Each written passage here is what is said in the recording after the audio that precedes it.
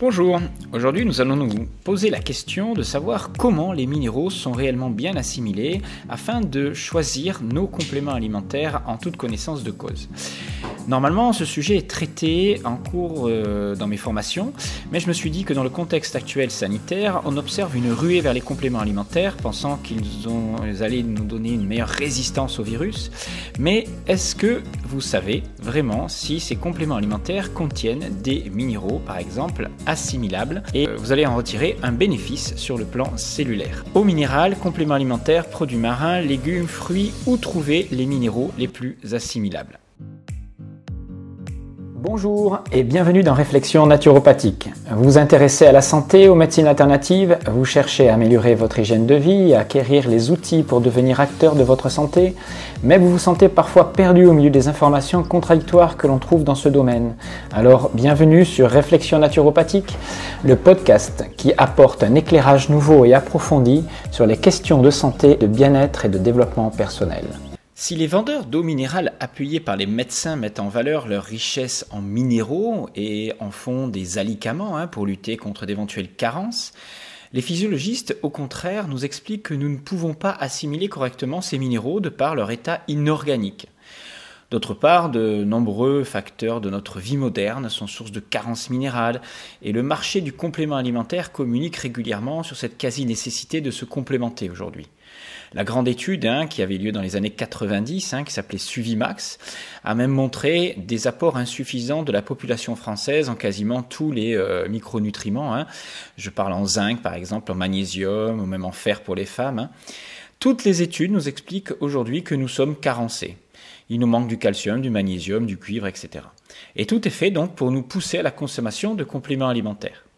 Aujourd'hui, c'est d'ailleurs le zinc qui tient le devant de la scène pour son rôle dans l'immunité, avec la vitamine D. Mais savez-vous vraiment à quoi nous servent les minéraux? Et surtout, est-ce que vous savez comment nous pouvons les assimiler correctement?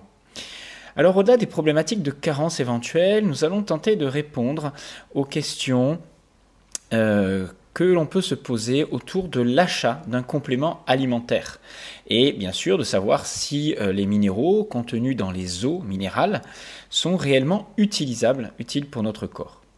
Alors, quelle est l'utilité des minéraux dans notre corps? Nous ne sommes pas en fait ce que nous mangeons, comme dit le vieil adage, mais nous sommes ce que nous assimilons. Notre niveau de nutrition dépend de ce que l'intestin absorbe.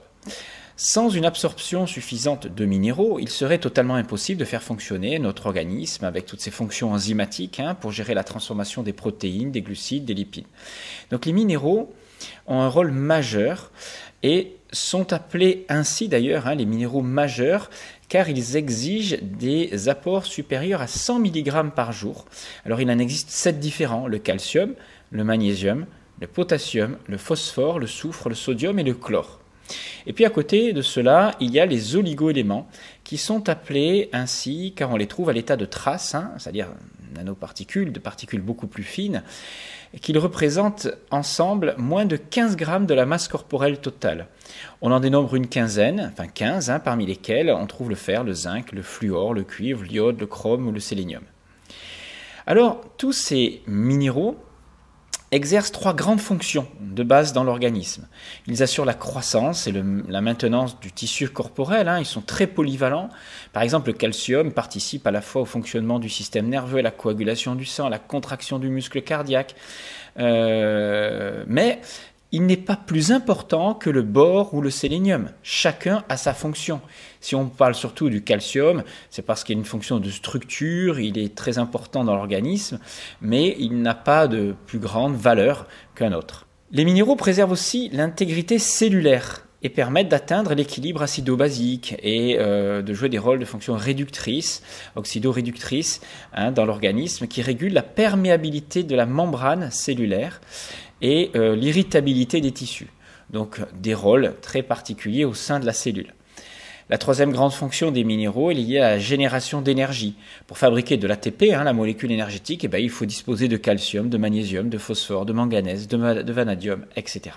Mais tous les minéraux que nous ingérons sont-ils utilisables par notre organisme? Alors ça fait longtemps que je cherche des réponses à cette question. C'est une question essentielle dans le monde de la naturopathie ou de la santé, où vous êtes amené à prescrire des compléments alimentaires qui vous apporteront des nutriments susceptibles d'être bien absorbés par l'organisme. Moi, j'ai été démarché par de nombreux laboratoires. J'ai dû faire des choix en fonction de la qualité de ce qu'ils me proposaient dans leurs produits. Il fallait que j'évalue les niveaux d'absorption de ces nutriments. Et ça n'est pas toujours évident de trouver des laboratoires qui proposent vraiment de la qualité, puisque la notion de rendement, de rapport production-coût, fait qu'on ne nous vend pas forcément que de la qualité. Alors j'ai eu l'idée de ce podcast récemment en lisant un article de Julien Vénesson. Alors Julien Vénesson, si vous ne connaissez pas, c'est un journaliste scientifique pour qui j'ai le plus grand respect, qui fait un très beau travail. Mais parfois, peut-être que je ne suis pas d'accord avec lui, ou qu'il ne va pas au bout de sa réflexion, que peut-être il pourrait amener parfois plus loin, même s'il fait déjà un très très beau travail et que je suis en accord la plupart du temps avec ce qu'il dit. Alors, il a écrit dans un de ses articles récemment, que vous pourrez retrouver facilement sur le net en tapant Julien Vénesson, absorption des minéraux, la phrase suivante. Une croyance tenace considère que les minéraux devraient au préalable avoir été transformés par les plantes pour être assimilables par l'être humain. L'eau devrait donc être la plus pure possible pour nettoyer notre organisme. Ces allégations ne sont pourtant pas étayées par la science, qui prouve au contraire que les minéraux de l'eau sont absorbés par notre organisme. Alors pour comprendre ce que veut dire Julien Vénesson, ici dans cette phrase, il faut que vous connaissiez les points de vue qui s'opposent au sujet de la biodisponibilité, de l'assimilation des minéraux de l'eau. Alors, il y a une comparaison entre ce qu'on appelle les êtres autotrophes et hétérotrophes, qui ont deux modes de nutrition, et ces deux modes de nutrition divisent le vivant. Alors pour étayer sa thèse, Julien Vénesson part de la théorie qui compare les êtres autotrophes et hétérotrophes, justement. Et il écrit, je cite, « Les organismes autotrophes, explique-t-il, sont capables de se nourrir en prélevant dans leur milieu de vie divers éléments. Ils puisent l'eau, les sels minéraux et le dioxyde de carbone présents dans l'air pour fabriquer la matière organique, protéines, lipides, glucides. Pour cela, ils utilisent le mécanisme de la photosynthèse. Les êtres vivants autotrophes sont donc des végétaux. A contrario, les êtres vivants hétérotrophes, comme nous, s'alimentent à partir des matières organiques élaborées par d'autres organismes vivants, végétaux ou animaux. Selon cette thèse, l'homme ne serait donc pas capable d'absorber des minéraux dits inorganiques, issus du règne minéral, comme celui des eaux minérales par exemple. Ça veut dire que nous ne tirions aucun profit de ces eaux minérales. En opposition donc à cette thèse, Julien Vénesson explique que de nombreuses études ont tout de même évalué la capacité de l'organisme à assimiler les nutriments présents dans l'eau de boisson. Il reprend pour cela une étude française qui montre que lorsque l'on fait absorber une eau très riche en magnésium, à hauteur de 110 mg par litre, chez 10 femmes en bonne santé, leur analyse révèle que près de 46% de ce magnésium avait été absorbé, c'est-à-dire avait traversé la barrière intestinale. Cette proportion est équivalente à celle obtenue même à partir de l'alimentation. Et il conclut que nous assimilons bien des minéraux inorganiques provenant de l'eau. Alors, si on se fie à ce type d'études, on pourrait bien croire que nous pourrions nous nourrir, ou du moins nous complémenter en minéraux en absorbant des minéraux provenant de l'eau minérale, et non pas des fruits, des légumes ou d'autres aliments. Mais la question que je pose aujourd'hui, c'est est-ce qu'assimiler des minéraux inorganiques au niveau intestinal, pour qu'ils se retrouvent dans le sang, suffit-il pour dire que ces apports seraient suffisants pour notre santé, pour une santé optimale? Et est-ce que l'absorption intestinale est la même que celle qui se déroule au niveau cellulaire, dans nos tissus profonds? Alors, l'OMS accepte que quelques eaux minérales contenant des éléments essentiels nutritifs puissent contribuer à la couverture de substances nourricières. En même temps, l'OMS indique qu'il n'existe à l'heure actuelle aucune preuve scientifique valable des effets positifs des eaux minérales. La biodisponibilité du magnésium dans l'eau, si elle est comparable à celle des aliments, selon les études citées par Julien Vénesson, on ne sait pas si cette minéralisation va être suffisamment bien, disponible au niveau cellulaire. Alors, si on reprend d'autres études, on voit par exemple la plus grande étude qui a eu lieu en Allemagne par le docteur Ezeker. Elle a été réalisée en mai 2001 à l'université de Paderborn. C'est la plus grosse étude jamais réalisée sur l'eau en Allemagne. Ce chercheur explique dans sa conclusion Une population ayant consommé de l'eau minérale n'est pas en meilleure santé qu'une population ayant consommé de l'eau faiblement minéralisée. Et il conclut donc: cherchez donc vos minéraux dans les plantes, fruits et légumes et non pas dans l'eau. Alors pourquoi les minéraux des eaux des boissons ne seraient pas suffisamment bien assimilés pour répondre à une santé optimale? Alors il faut se pencher d'abord sur la notion de minéraux ionisés. Alors c'est quelque chose qui est assez nouveau pour moi, que je ne connaissais pas. Je connaissais la théorie des êtres autotrophes et hétérotrophes, mais pas celle-ci. Alors en me renseignant, j'ai compris que les minéraux ionisés font partie donc des minéraux assimilables et biodisponibles. Ionisés, ça veut dire qu'ils ont une charge électrique particulière. Les minéraux qu'on trouve par exemple dans l'eau minérale. Ils possèdent donc une charge électrique adéquate. Les minéraux dans l'organisme sont tous en équilibre entre eux. Et l'excès d'un minéral bien précis influencera tous les autres. Alors, les minéraux et oligo-éléments ionisés sont toujours en solution dans un liquide ou une matière vivante, sans quoi ils perdent vite leur charge ionique et redeviennent des cailloux morts, inassimilables. Concernant l'eau minérale, donc, on trouve des minéraux ionisés et assimilables, mais uniquement si on la consomme à la source.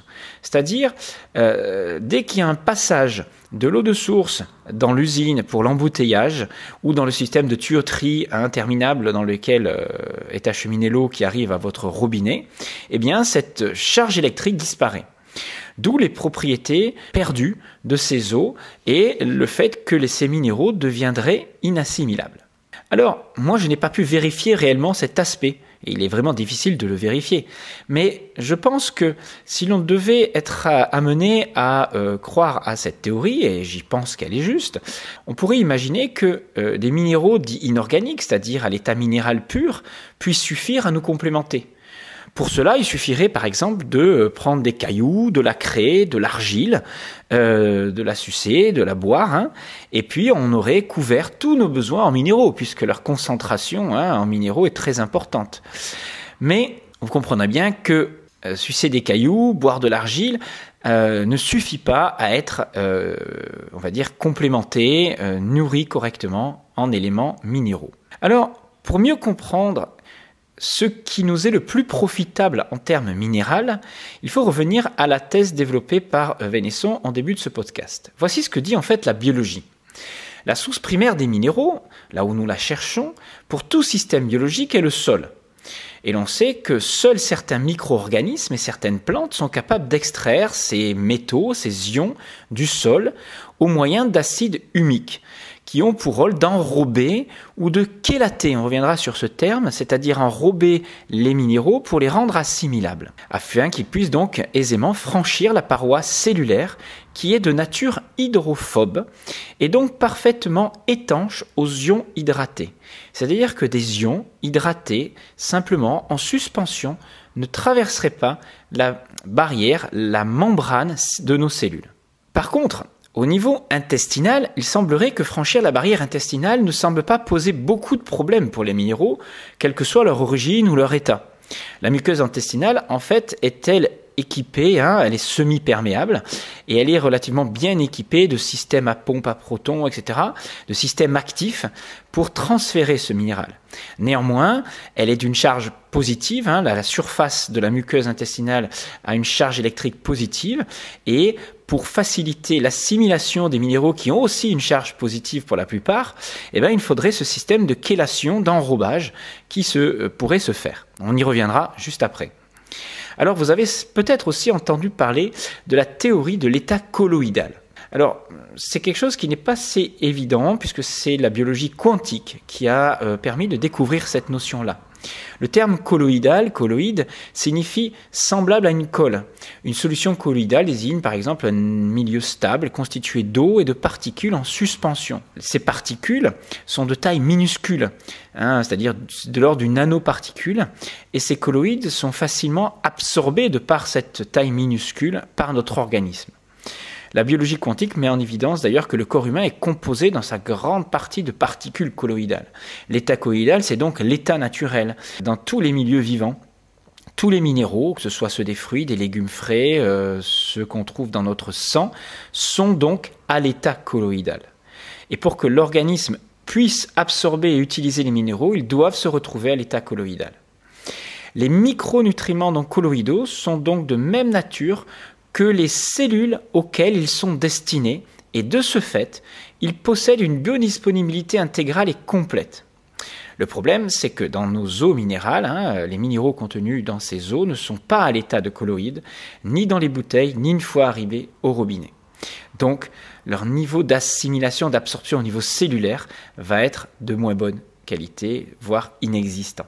Comment est-ce que nos cellules vont pouvoir assimiler et utiliser les minéraux, les oligo-éléments, et sous quelle forme doit-on les trouver dans la nature pour pouvoir les assimiler? Alors, les membranes de nos cellules sont constituées de lipides. Or, les ions des minéraux, de l'eau, ne sont pas solubles dans l'huile, mais uniquement dans l'eau. Ainsi, ils ne sont pas biodisponibles directement par nos cellules et ne font que surcharger nos reins, peut-être, s'ils doivent être éliminés. Par ce rein, du moins, ils ont un travail supérieur, nos reins, d'élimination de ces minéraux s'ils ne sont pas assimilés correctement.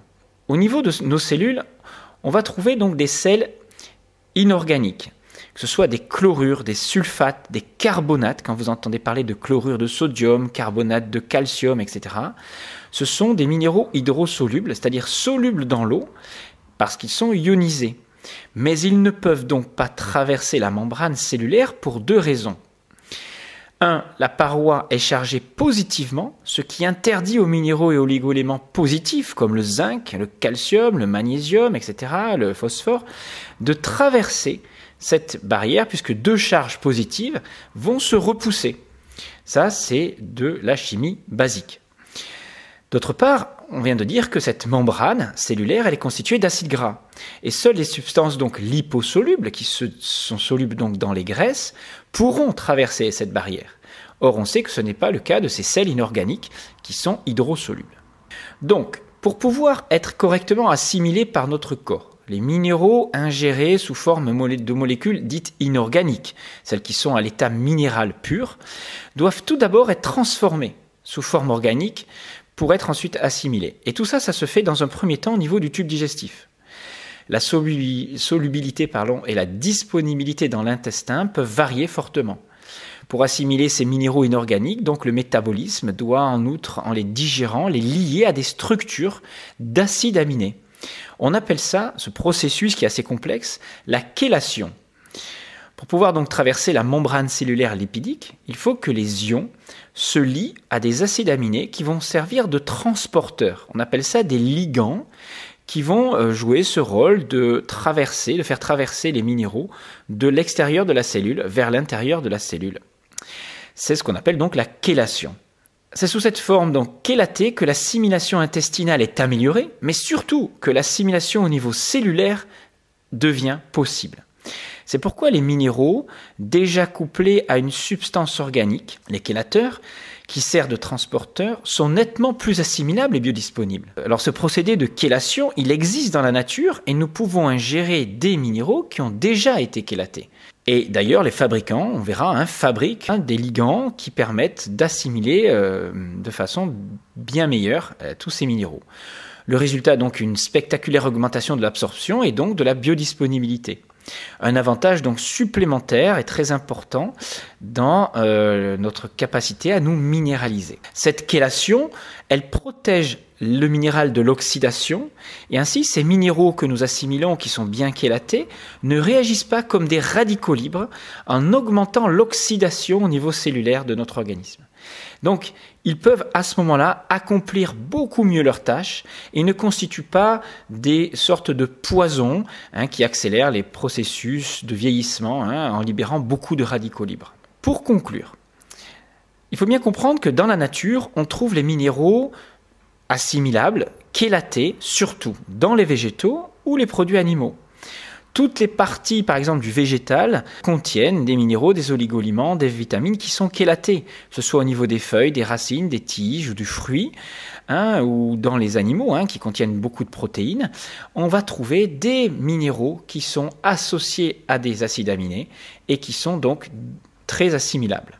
Attention, par exemple, dans les produits laitiers, l'équilibre calcium-magnésium n'est pas forcément idéal pour faciliter l'assimilation des minéraux. Mais ça, c'est un autre problème. Donc, si on veut, on peut considérer que les plantes, les produits vivants, font ce travail de chélation et rendent les minéraux très biodisponibles, et que nous n'avons pas à faire ce travail au moment de la digestion, ce qui rend donc facilitant ce travail d'assimilation, mais aussi le fait que nous ne produisons pas de radicaux libres lorsque nous utilisons ces minéraux.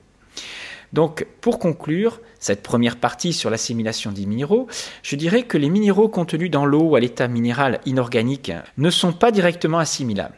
Et le corps doit accomplir un effort métabolique énorme pour réussir à rendre assimilable au moins un petit pourcentage de ces minéraux. Croire qu'il suffit de boire de l'eau minérale pour avoir sa ration quotidienne de minéraux et d'oligoments est un leurre, même si peut-être on en assimile et on peut en utiliser une partie infime, mais ce ne sera pas sous cette forme qu'ils seront les mieux utilisés par l'organisme. Et derrière, on va comprendre qu'il faut les chercher sous une autre forme. Alors, on va voir dans le prochain podcast quelles sont les formes justement les plus faciles d'utilisation de ces minéraux, quelles sont les sources des minéraux les plus utiles que l'on pourra trouver, que ce soit dans les compléments alimentaires, que ce soit dans les produits vivants. Et vous pourrez ensuite ainsi faire de meilleurs choix et surtout ne pas dépenser inutilement vos sous dans des produits où l'on trouve des minéraux très peu assimilables, du moins très peu utiles pour l'organisme. Voilà, c'était Jean-Brice Tivan. Je vous propose d'approfondir donc toutes ces notions si vous voulez me rencontrer lors de formations en Alsace. Retrouvez donc toutes ces informations-là sur alsacenaturaux.com. Je vous dis à très bientôt pour un nouveau podcast et merci de votre soutien.